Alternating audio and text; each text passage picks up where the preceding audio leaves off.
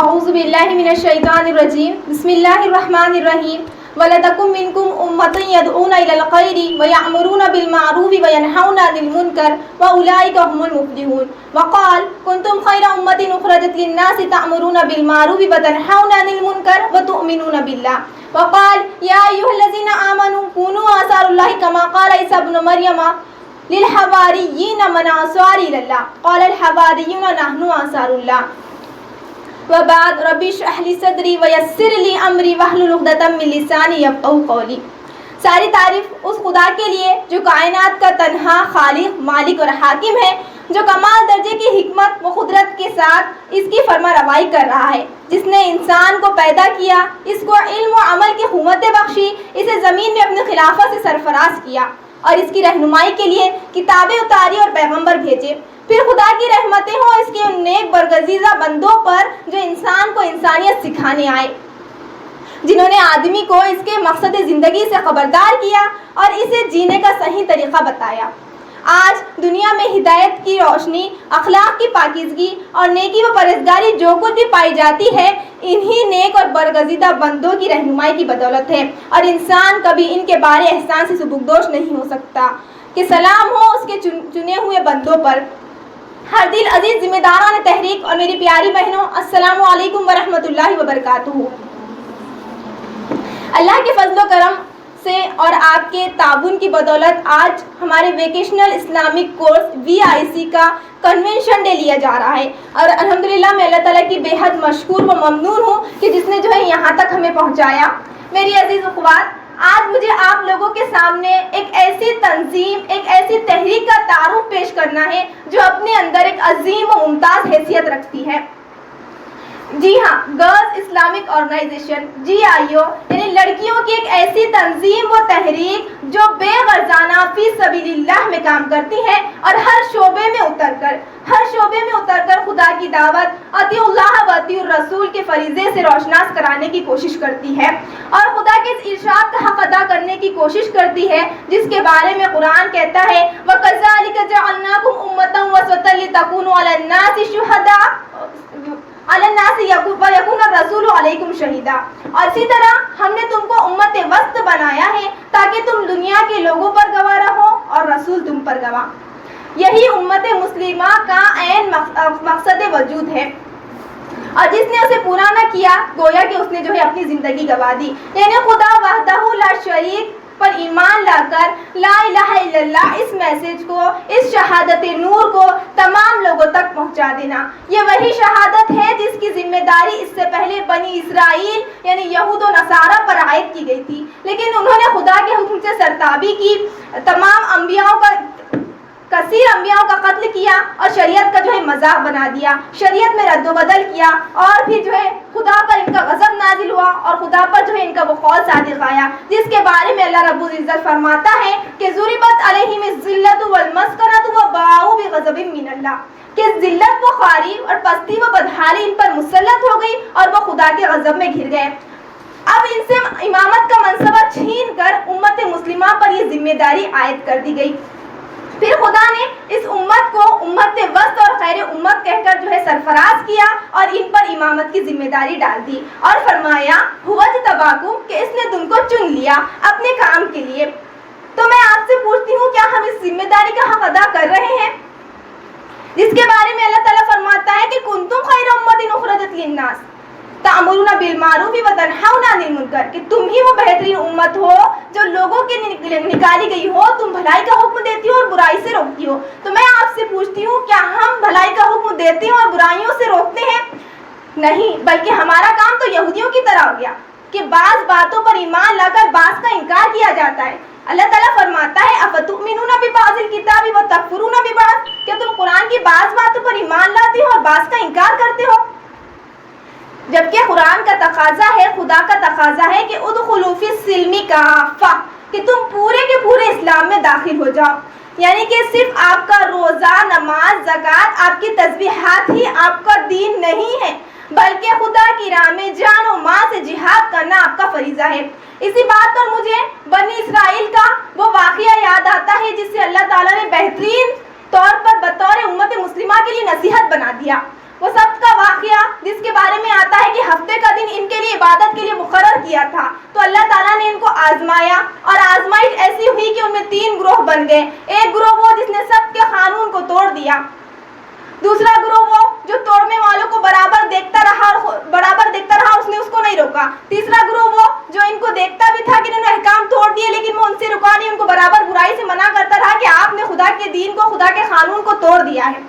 بس اللہ کا حکم جو ہے ان پر صادق آ گیا اور ان پر خدا کا غضب نازل ہوا۔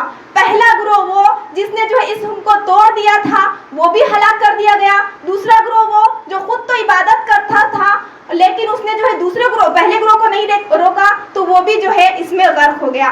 اور بس اللہ تعالیٰ فرماتا ہے کہ ہم نے ان کو کیا کیا؟ بندر بنا دیا، خردۃ خاسئین کے دھتکارے ہوئے بندر، ایسا ذلیل کیا کہ ان کو جو ہے دھتکارے ہوئے بندر بنا دیا۔ بس تیسرا گروہ وہ تھا جس نے اس کو برا جانا تھا اور ان لوگوں کو روکنے کی کوشش کی تھی، تو اللہ تعالیٰ نے بس ان کو بچا لیا۔ اور جو ہے اللہ تعالیٰ بے شک جو ہے اللہ تعالیٰ صالحین کو ان کا اجر دے دیا کرتا ہے۔ اسی طریقے سے جب ہم سے کہا جاتا ہے کہ اللہ کی راہ میں جہاد کرو، تو ہمارا حال یہ ہوتا ہے کہ ہم زمین سے چمٹنے لگ جاتے ہیں، جس کے بارے میں اللہ تعالیٰ فرماتا ہے یا ایھا الذین آمنوا ما لکم اذا قیل لکم انفروا فی سبیل اللہ اثاقلتم الی الارض، اے لوگوں تمہیں کیا ہو گیا ہے کہ جب تم سے اللہ کی راہ میں اٹھنے کے لیے کہا جاتا ہے تو تم زمین سے چمٹ جاتے ہو؟ ارضیتم بالحیاۃ الدنیا، کیا تم نے دنیا کی زندگی کو پسند کر لیا ہے؟ فما متاع الدنیا الا قلیل، اگر ایسا ہے تو جان لو کہ دنیا کی زندگی کا سامان تو تھوڑا سا ہی ہے۔ عزیزان، بحیثیت امت مسلمہ ہماری ذمہ داری ہے اور حالات کا تقاضا ہے کہ ہم ایک جٹ ہو کر معاشرے میں پھیل رہی برائیوں کا، ظلمتوں کا خدا کے نور سے، خدا کے دین کے نور سے جو ہے اس کا ہم خاتمہ کر دیں اور ہر برائی کا جو ہے ازالہ کریں۔ امت مسلمہ کا مقصد اللہ تعالیٰ کی راہ میں جد و جہد کر کے اللہ کی زمین پر اللہ کے دین کو نافذ کرنا ہے، اس معاشرے سے برائیوں کو ختم کرنا ہے، لڑکیوں کو دینی تعلیم سے آراستہ کرانا ہے، خود بھی دینی تعلیم سے آراستہ ہونا ہے اور دوسروں کو بھی دینی تعلیم سے آراستہ کرانا ہے۔ اور یہ کام صرف ایک جماعت ہی کے ذریعے ممکن ہے، وہی جماعت جس کے بارے میں آپ صلی اللہ علیہ وسلم فرماتے ہیں کہ خدا نے مجھے 5 باتوں کا حکم دیا۔ پہلا یہ کہ جماعت، دوسرا یہ کہ سماع یعنی سننے کا، دوسرا اطاعت کا، اور چوتھا ہجرت کا، اور یہ کہ اللہ کی راہ میں جہاد کا۔ پھر فرمایا جو شخص بالغ بھر بھی جماعت سے ہٹ کر رہے اس نے اسلام کا حلقہ اپنی گردن سے اتار پھینکا۔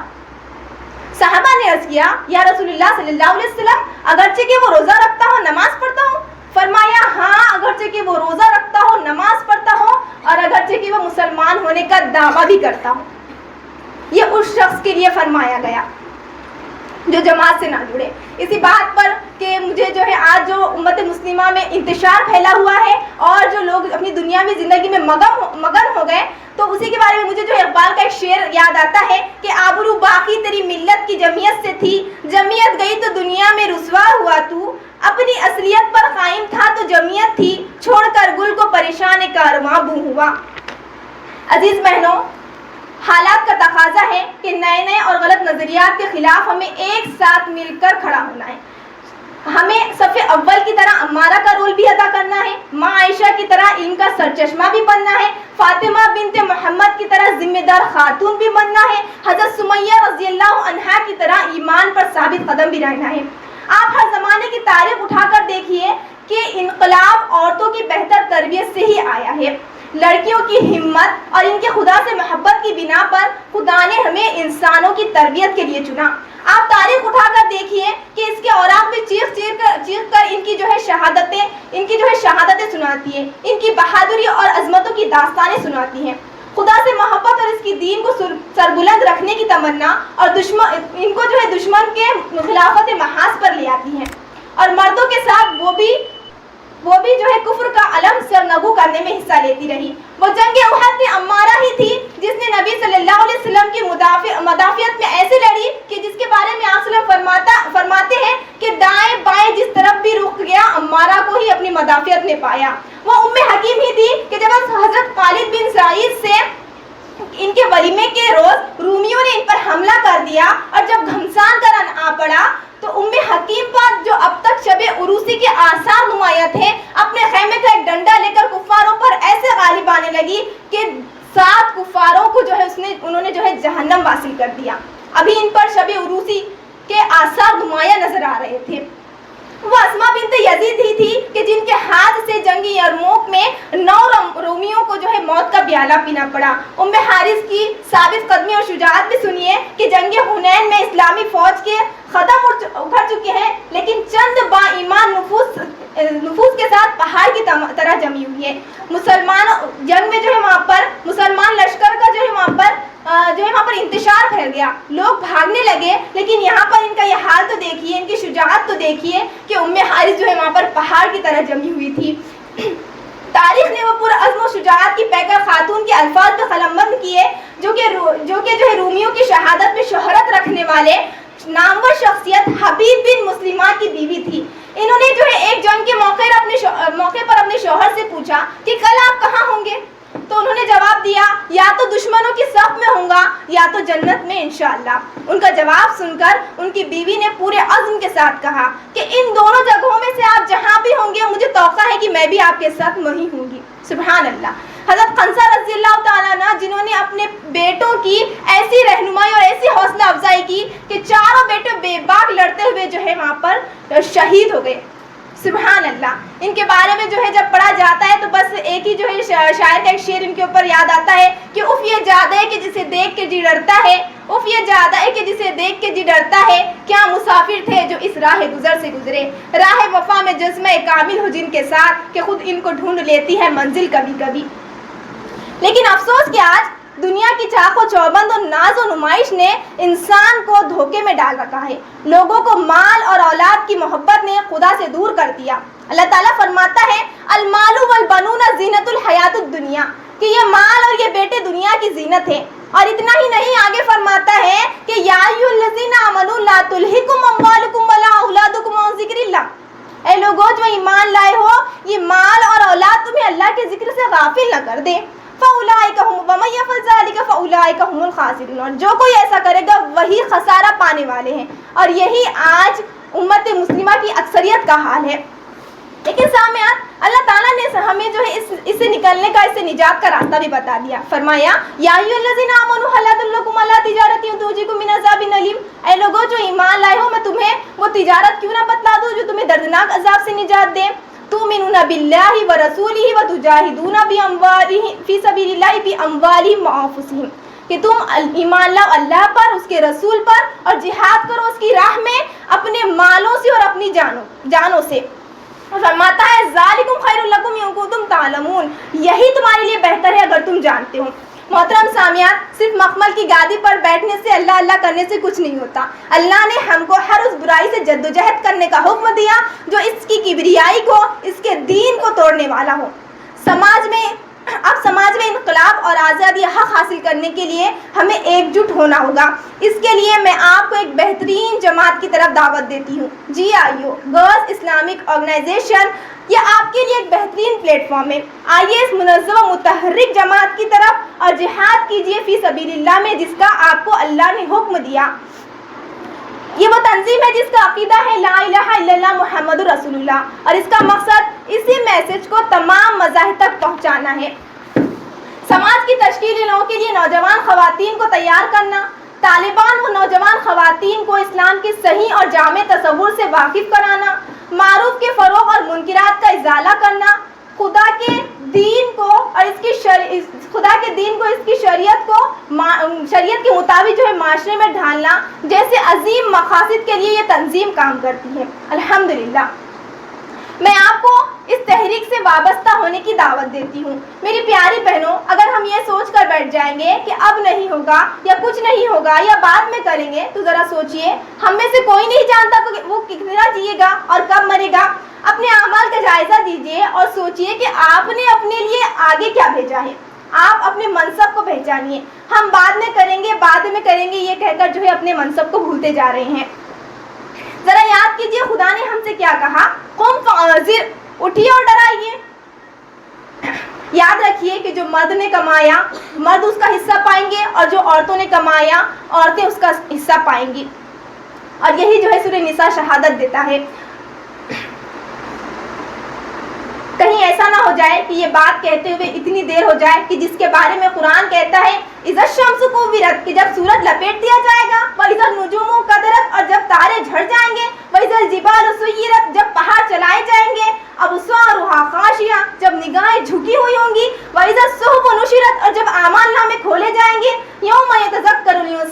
سعا، جب انسان یاد کرے گا کہ اس نے کیا آگے جو ہے بھیجا ہے، تب اس کا رب اس سے کہے گا کلا لما یقض ما امرہ، ہرگز نہیں، اس نے پورا ہی نہیں کیا وہ جو اس کو حکم دیا گیا تھا۔ میں کہتی ہوں کہ اگر آج اس دنیا میں کوئی فرما بردار مخلوق ہے تو وہ ابلیس اور اس کے چیلے ہیں، کہ جب ان کو حکم دیا جاتا ہے، جب ان کا آقا ابلیس ان کو حکم دیتا ہے کہ جاؤ رحمان کے بندوں کو بہکاؤ، ان کو فحش کاموں میں الجھاؤ، میاں بیوی میں جھگڑے لگاؤ، ان کو اجتماعیت سے دور کرو، تو وہ برابر اپنے آقا ابلیس کی جو ہے پیروی کرتے ہیں، حالانکہ انہیں معلوم ہے کہ ان کا آقا ابلیس انہیں جہنم میں لے جانے والا ہے۔ لَأَمْلَأَنَّ جَهَنَّمَ مِنْكُمْ أَجْمَعِينَ، میں تم سب کے سب کو جو ابلیس کی پیروی کریں گے جہنم سے بھر دوں گا۔ اور ہمارا حال یہ ہے کہ ہمارے رب نے ہم کو ہر قسم کی نعمتوں سے نوازا اور صرف صالح اعمال کی بنیاد پر ہم سے جنت کا وعدہ کیا، اور ہم جانے انجانے میں اس کی نافرمانیاں کر کے ابلیس کو خوش کرتے ہیں۔ کہیں ایسا نہ ہو جائے کہ ہم بھی اس زمرے میں آ جائے جس کے بارے میں اللہ تعالیٰ فرماتا ہے کہ وما قدر اللہ حق قدری، کہ ہرگز انہوں نے قدر نہیں کی اللہ کی جیسا کہ اس کی قدر کرنے کا حق تھا۔ محترم سامعات، ہم خدا کی جانب سے حالات کو سمجھنے اور کچھ اصلاحی کام کرنے کے لیے چن لی گئی ہیں۔ مجھے اور آپ کو قرآن آواز دیتا ہے، هو اجتباکم، اس نے تم کو چن لیا۔ آئیے اپنی اور معاشرے کی اصلاح کا اللہ سے عہد کریں کہ ہم صنف نازک اس معاشرے میں صالح کردار ادا کریں گی اور اللہ کے دین کو اس کی زمین پر نافذ کرنے کی ہر ممکن کوشش کریں گی اور ایک جماعت سے چمٹی رہیں گی انشاءاللہ۔ اللہ تعالیٰ سے دعا ہے کہ وہ ہمیں اس کی ویسی ہی قدر کرنے والا بنائے جیسے کہ اس کی قدر کرنے کا حق ہے، اور ہم سے ہماری نسلوں کی اس کی رضا والے کام لیں اور ہمارے ذریعے سے دین کو سربلندی بخشے۔ چشم اقوام سے مخفی ہے حقیقت تیری، ہے ابھی محفل ہستی کو ضرورت تیری، کوكب قسمت امکان ہے خلافت تیری، زندہ رکھتی ہے زمانے کو حرارت تیری، وقت فرصت ہے کہاں کام ابھی باقی ہے، نور توحید کا اتمام ابھی باقی ہے۔ وما علینا الا البلاغ المبین۔